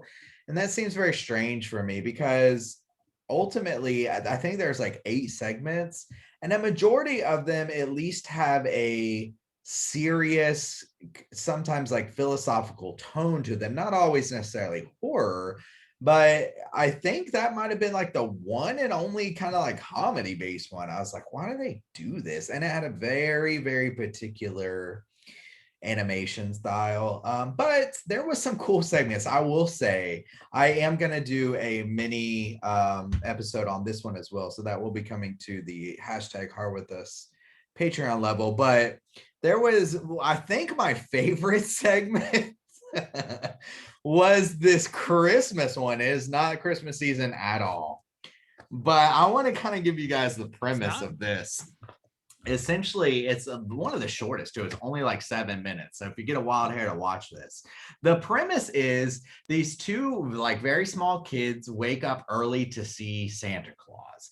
It kind of reminded me of that anthology short that made the Easter Bunny like horrific. This horrific Holidays. Yeah, where it's like this terrible bunny Christ dead figure mix. It's like that, where Santa Claus is essentially this horrifying monster that judges you, and not even like in a Krampus style like monster. It's just like horrific. But that shit got me pretty good. It was effective, and it's like 7 minutes long, the whole short. Got you as in scary or made you laugh? Because you're laughing now. I just kind of both. It's just so distinct and troubling, but it's also animation like little kids are like, what the fuck? I think it's worth a watch. If nothing else, 7 minutes of your time, check that shit out. But again, I will have a mini episode coming out on that whole, like, just kind of my favorites from that whole series. Remind us in December. Yeah. What else have I been watching? We've been talking about that Meat Canyon a lot. It's still on YouTube. That shit. Who was Simon posted that shit? And like, we've been going back and forth on the Slack about some of those videos that come up. It's so troubling and yet so kind of like hypnotizing to me. I keep like watching them, and they're so fucked though. What else have I been watching? Fuck, I can't remember. I feel like I've been watching a lot. We watch Army of the Dead. Yeah. True. I did me and Bob did a mini episode on that that'll drop eventually. Zack Snyder's zombie movie that's Netflix original. 2.5 hours long. Fuck that. It's a zombie / heist movie, which is an interesting kind of premise. I was telling Bob though in our mini episode, Randy probably knows, it reminded me of it. I just kept thinking of that fucking Rick and Morty episode, the heist episode, where everybody's just like, "You son of a bitch, I'm in," or whatever. It's like all based around like a heist movie or whatever. It's so ridiculous. You don't know either, Randy? Well, no, I mean, I feel like I've seen From it the just newest over college. season. Well, that's Yeah. why I've only seen it once. So, Okay, yeah. so my memory Anyway, is- so it's that kind of a movie. Not great, but check out the mini episode on that. Other than that, I guess that's it. I'll probably think of something later, but I'll save it for next week. Bob, Yeah. what have you been watching? I watched a movie called Santa Sangre. Alejandro Jodorowsky's movie from like Oh. 1989. Never Never watched seen a Jodorowsky. What's? I'm sorry. Go ahead. It's wild, man. I'd never seen this one before. This is a blind buy for me. Put it on. It's sort of like, it's a strange mashup of like a weird cult movie and like a super weird carnival movie. It starts off with this kid in the carnival, and his dad is sort of like the ringleader. And his dad cheats on his mom with like this new lady that joined the carnival. She's like covered in tattoos, like head to toe. His mom is also the leader of this crazy cult, and they let their patron saint is this like woman that has no arms that was like beaten and tortured, and they like worship this no armed patron saint. It's wild, man. Pretty good gig if you've had your arms taken off, I guess. Yeah, it's shit just like gets crazier from there. It's a Spanish language movie. It's not really like anything I'd ever seen before. It's like very vibrant and colorful. The characters are insane. There's a lot of like clowns running around. There's prostitutes, there's some cocaine there. It's all over the place. I dug it though. I recommend checking it out. If you want to watch something that's totally different, check out Santa Sangre. What else I saw? I watched Accepted, which is that Justin Long comedy. Ask me about my wiener. Ask me about my wiener. Only thing about that movie I know. It's pretty funny, man. I've always enjoyed that movie. It's got old Seth, what's his face? Rogen? Oh no, not Seth Rogen. I'm sorry. It's Jonah Hill. It's got Jonah Hill in it. Oh. Jonah, what's his dick? Jonah, what's his face? He's in it. It's like one of his earlier movies. He's I think he's probably bigger in that movie than I've seen him in. He just seems to get smaller with every movie. Yeah, he's like putting in a lot of work. Yeah, he definitely is. That movie's funny as hell though. Like I've always been a big fan of Justin Long. Justin Long applies for a bunch of colleges, doesn't get accepted, so he decides to start his own like fake college so that he can like prove to his parents that he can be successful. And he got accepted to this college. And the acronym for it is like SHIT, S-H-I-T, shit. It's funny. Clever. Whoa, sounds like a very mature film. No, Now, it's a big dumb what- comedy. Sounds very mature, Bob. Think he's out. When in doubt. Is it Criterion or? Yeah, I got that on Criterion. Oh It's, shit! That scale Criterion blue. 4K is $5,000. Got a big segment of Kubrick talking about how it's a great film or something. Yeah, Kubrick on Kubrick's wieners. He talks about his wieners. They ask me about my wiener scene. I don't know how he talks actually. I don't have any idea how Stanley Kubrick sounds. So It's that not was a like that. failure.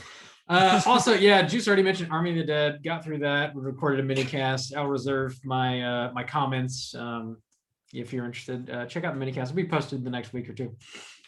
That's really all I've been watching this week. That's about it. Other than Quiet Place Part 1, we already kind of touched on that with our review and all. Without further ado, we got one more segment to get to, and that is, of course, our hotline scream. Hotline scream.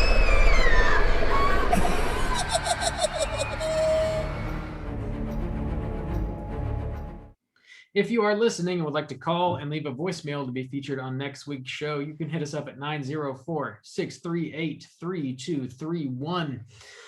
We got a few voicemails we're getting to this week. First up, we're going to hear from Diego. Let's hear what he has to say. What's up, Straight Chillin' crew? This is my second attempt. It's Diego. I'm going to be late to work because I'm calling in a second time, but I'm okay with that. I think they will be too.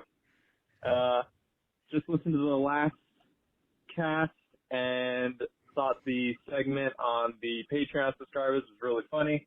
You guys will definitely be getting an invite to our wedding, if not officiating it. Probably going to propose on the cast. I think time delayed proposals are going to be in soon. It's definitely sweeter when you wait for it. So, yeah, on the topic of Juice's prompt about reoccurring dreams, I used to have this dream. I haven't had it in a little bit, but I had it often enough to talk about it. I definitely don't like heights. I go on roller coasters, but I don't enjoy them. But I used to have this dream where I'd be driving and I'd be on a highway, but these highways, they'd be like super fucked up. You know, it was like veins in a human body, you know, not in the way that they looked, but in the way they were set up. So it was just like crossing paths everywhere and super high up. And, you know, every once in a while you'd go upside down. And I'd have this dream so often that it would feel like when I'd be driving on these highways that are like looping and going upside down, that I just have no control, like a weightless feeling, super high up. And at any moment, I'd be thinking in the car, I'd be like, why would they make a highway system like this? You know, people could fall and die. Thankfully, I've never, in my dream, fallen and died, so I guess that's a good thing. Haven't really read up on that, but yeah, I love the show. I've been listening for a while now, and since Logan has called in a few times, I decided that I'd give it a shot, see what my voice sounds like in the podcast. It's gonna be weird. But yeah. All right. Yeah. See you guys later. Keep chilling. Yeah, so It is going to be weird. Dude, I had Some those que- dreams too. So I talked about my recurring dream of the big crazy bridges. They're always like real, like I don't know, where you're driving up very steep, where I talked about my bridge, but I have had those surreal highway things too. I guess it's a driving thing, but it is a height thing where in mine they're so crazy and you're up so high and they're kind of like intersecting that I find myself getting like distracted by them, and that adds to the danger. Like the area is so surreal and you're like, how is this possible? Or why, again, like, yeah, why would they make a highway so dangerous, so high up, so intertwining that you kind of get engulfed in it and you're like, oh my god, where am I going? How high am I up? Like, what's going on? And I've Got never so many actually- angles, it's almost just a curve. Exactly. Damn, twice in one cast. But anyways, I agree. I normally die or fall, at least in the bridge dreams, where the bridge either collapses or it's too steep to where my car kind of like can't sustain it. But in the highway dreams, I don't. It's just very concerning to me, confusing, like, oh my god, this is not a safe place to drive. So that's interesting. I do have those dreams too, Diego. you guys have real infrastructure nightmares. It's interesting. Yeah, apparently. Weird. Also, yeah, propose on our podcast, and then we'll officiate the hell out of Dude, that. that would be a dope ass benchmark. Yeah, somebody proposed on our Mhm. cast, you know. Minor update. Diego was fired, and That's right. That was 2 weeks ago. Yeah, get fired so that you can leave a voicemail on our podcast, please. and because of that, the marriage isn't going forward. And Also, it's we're just a still- real mess. We're still waiting on those straight chilling tattoos. So go ahead and, tag us on Mhm. Insta Insta when you Tag us on your body and then tag us on the. If you tweets. get a pumpkins tattoo, I will love you forever. I want Randy's face on your ass. dude. If my face I mean, is on your you don't need a ass, tattoo for that, ooh, buddy. I'll slap it for you. Slap Get my Randy's ass on face. Yeah. Randy's face is on Heidelberg's brown eye. That's just. I'm not slapping the brown eye. I'll slap That's the my- cheek. You gotta slap him in the ass. In the ass. It's very explicit how we do things around here. Oh God! Slap me in the ass. Thanks for calling, Diego. I hope you're still gainfully employed. If not, Get a tattoo. get it. Yeah, just start getting Yeah, tattoos. yeah. Why? No time like the present to get a tattoo when you get Yeah. fired. Start ripping cigs and getting tats. Next up, we got another voicemail. We're gonna be hearing from Kelvin. Let's hear what he has to say. Hey, what's up, Straight Chillin' Crew? It's Kelvin calling in again. About last week's prompt, which was about dreams and sleep paralysis and stuff like that. And I only had sleep paralysis once before, but I never experienced any like hallucinations or anything like that. But about my bad dreams or nightmares, sometimes I have like apocalyptic dreams where like there's like Star Wars like ships in the sky like shooting missiles down onto like the place where I live in the dream and stuff like that, and like near misses and like all this with like lightning strikes and all that stuff. Usually ends up with me waking up after I like die in the dream. And also there's dreams where one example of a dream that I had that was bad was there was a witch inside of like a grocery store I was shopping at in the like fruits and vegetables aisle or section. And out of nowhere, this witch comes up behind me and lifts me up by my armpits and tickles me. And I wake up with the sensation of having been tickled, which I don't know about you guys, but I'm quite ticklish. And I'm not afraid to admit it. The opposite of that are good dreams, which are basically me going to like a school and like remembering like, you know, like, I don't know, memories from childhood and stuff like that. But anyways, that should be it for this call. So, keep chilling, guys. Hell yeet, hell skeet, and yibbity yabbity babbity. Have a good one, guys. Peace. Sounds like So- somebody has like a secret hidden down, ashamed tickle kink. Yeah. Yeah. I think Kelvin might have just had a run-in with a vegan in his dream. He's hanging out in the veggie section, going around tickling folk. I mean, that's vegan stuff, right? I don't know Why vegans. would you be saying? Can we make a movie, a horror movie that features an evil produce tickle witch? Nope, it's gonna be about whatever I said it was earlier. Whatever that was, it's definitely happened. We're committed to whatever I said before. What was that? What did I say? I like that Kevin was I like, don't know. I'm ticklish and I'm not afraid to admit it. It takes a It's- strong who's man. afraid? I'm super ticklish. He gets all kinds Don't of touch me. Get your little greasy paws away. behind the scenes. You're an evil tickle witch. Who are you calling a cootie queen, you lint liquor? You lint liquor. Yeah, I'm Fucking also lint ticklish to the liquor. point where like whenever I go to the doctor and they like check lymph nodes or whatever, I was shit. like, I'm just giggly as fuck. It's just super giggly. But of Rob course I thought don't. His shit comment was hilarious. Well, it's the word shit. Rob thinks that's very funny. Rob's a scat man. He's a cat man. Yes. Scatman Bob. That's what we called him in high school. All the scat boys and all the scat girls. I don't know how that song goes anymore, but That's not how it goes. no, that's part of it. Is it? Yeah. That's There a are new lyrics to sound that bump song right that there. are not scat. Scat But boys, speaking of, I if wanna you- scat. I'm gonna bring this up actually from what you've been watching. Watch a show called Todd in the Shadows, One Hit Wonderland, and it's about Scatman. that fucking episode is really interesting because the Cat Scatman is a Bomb. fucking fascinating person. Todd and the Shat O's. Oh boy, you are giggling now. I know it. Yeah.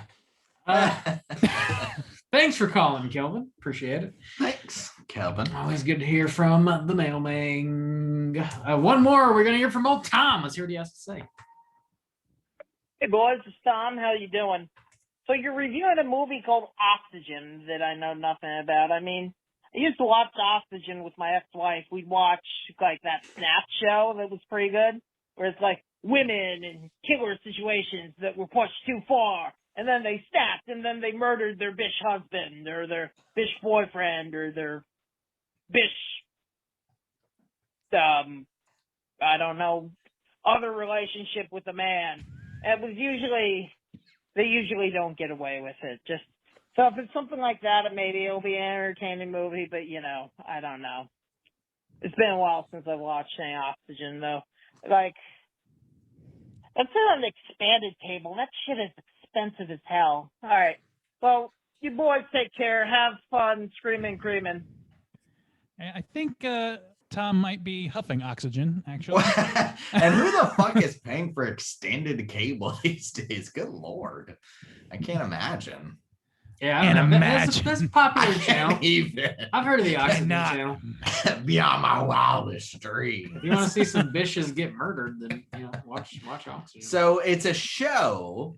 No. It's a No, TV Oxygen's the channel. It's a network. station. Oxygen is the network that's He's like, focused so you're on watching- women killing men.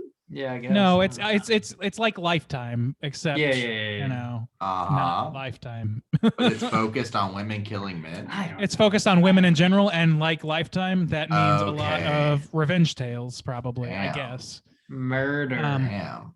Murder never most watched Men are people too, okay? I Men are love just not vicious. all men. So the Oxygen, like he started out that call by saying like, so you're reviewing a movie called Oxygen, which I never heard of, and I thought he was about to be like, why the fuck aren't you playing my favorite movies? I thought that's where he was going with that. I was about to That's be a like, man who I'm- loves Batman Forever. I'll tell you right now, Thomas, A+ fan of Batman Forever. A+ fan. He loves that movie. I think it's his favorite film. So That's what I I'll heard. leave you guys with that. That's what I heard. The more too. I think about it, the stranger it feels. Yeah. Thomas, shouts out to my man. Yeah, I know Thomas you love is- Batman Forever just as much as I do. Thomas's roses in bloom, son. Let me tell you what. Okay, whatever that could possibly mean. Uh-huh. Who Well, are thanks- you calling a cootie queen, you lint liquor? You fucking lint liquor. Thanks for calling, Tom. God dang. It's good It's to not hear a way from you. dirtier than it needed to be. Goddamn lit liquor. You- Why is it Brian Cox? It's turning into Brian. You Listen, you dirty cocksucking fucking lint lint liquor, liquor. you. You lit liquor. You goddamn cootie queen, you.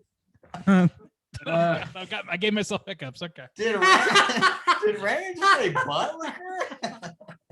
Butt liquor. Our prices have never been lower. Never been low.